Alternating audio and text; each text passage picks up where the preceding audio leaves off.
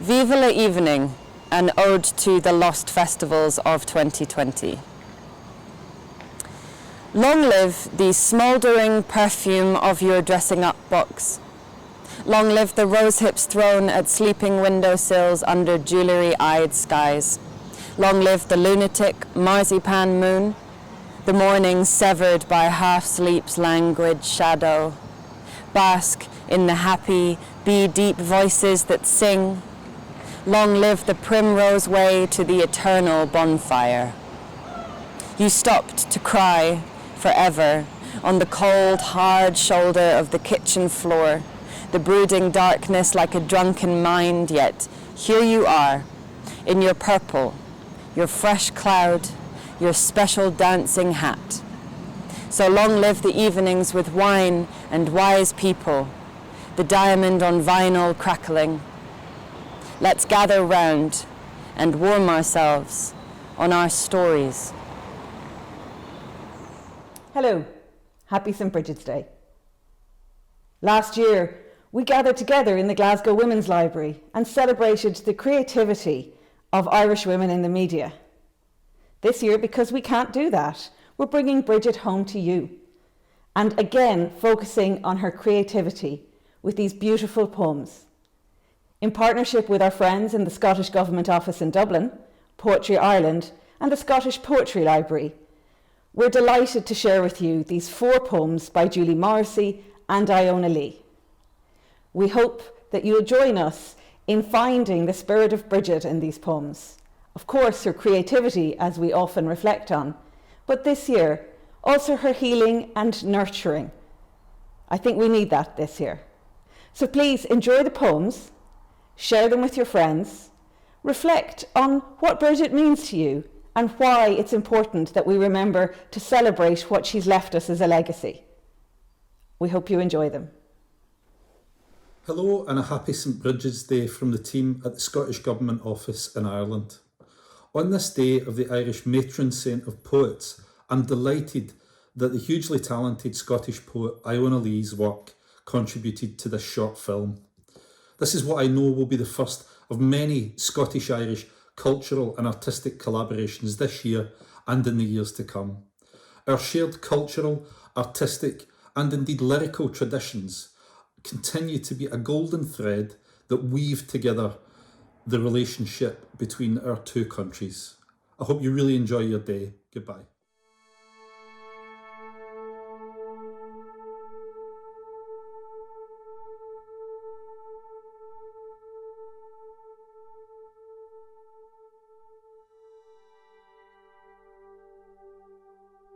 There are too many street corners, too many dark places to throw eyes around, too many feelings to swallow and hold.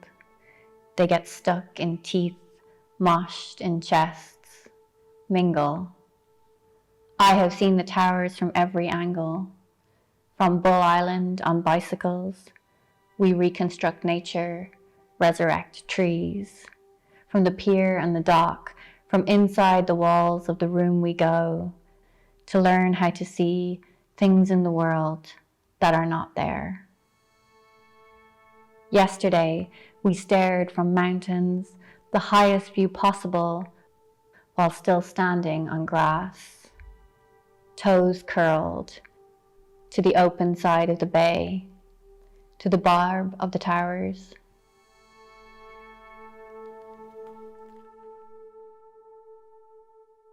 I go down to the beach to notice things.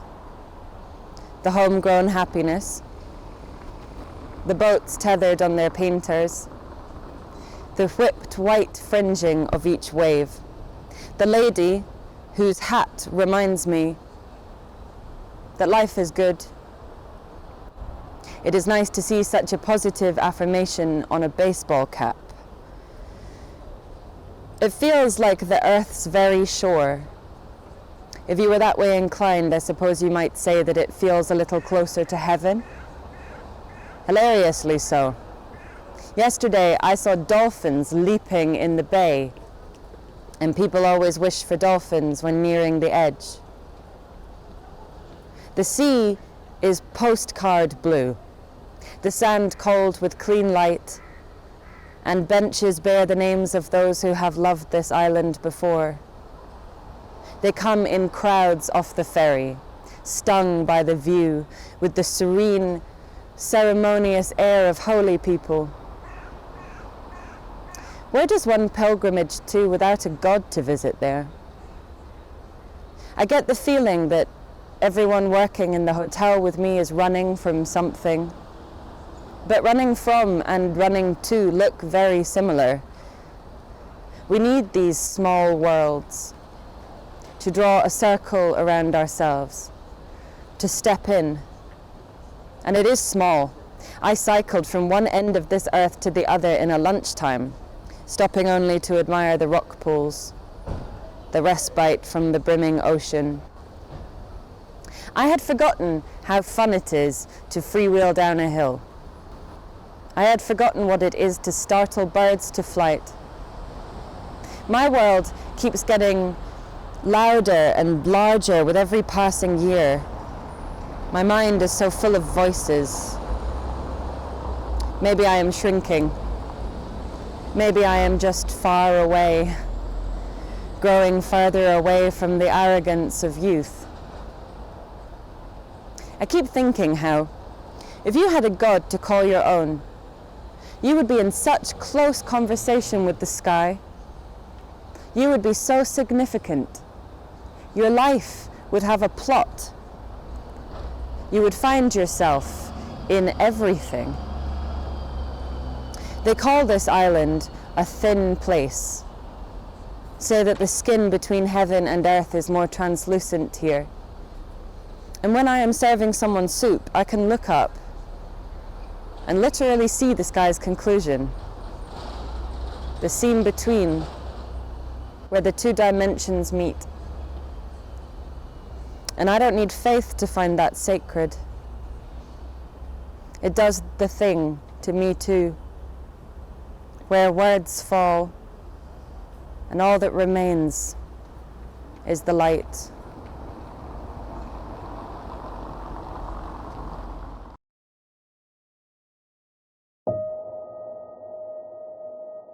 Can't we swim together? Capture your eyes and come away.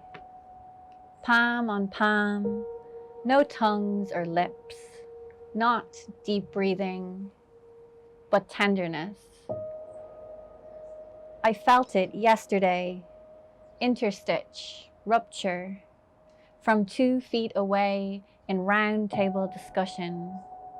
And now I want you to come to the beach with me and swim.